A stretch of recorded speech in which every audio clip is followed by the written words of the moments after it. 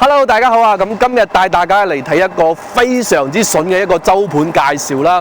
咁我哋呢度呢係位於珠海嘅主城區香洲區。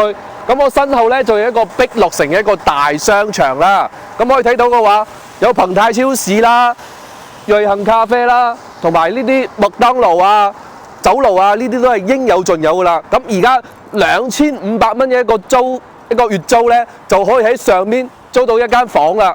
而且係帶全屋裝修、全新嘅家私家電俾到你嘅。咁從我哋呢度出發嘅話，隔離有明珠站，坐2個站就可以去到拱北口岸㗎啦。15分鐘一個時間呢，就可以去到港珠澳大橋口岸。無論係返香港定係去澳門都係非常之方便嘅。咁而家2500蚊嘅一個租金呢，就可以喺上面租低一套單位啦。咁而家我哋去睇下我哋單位先。咁好啦，咁而家嚟到我哋單位啦。2500蚊就可以租低呢個單位啦。咁你入嚟見到全屋嘅家私電器啦，都係所見即所得，而且係全新配好晒俾到你嘅喎。嗱，馬桶啦、熱水器啊，呢啲都係有嘅。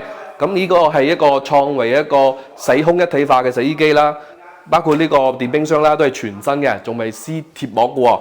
嗱，咁你可以見到呢個屋主嘅話呢，佢仲有好貼心咁做咗一個牆紙啊，非常之 sweet 啊！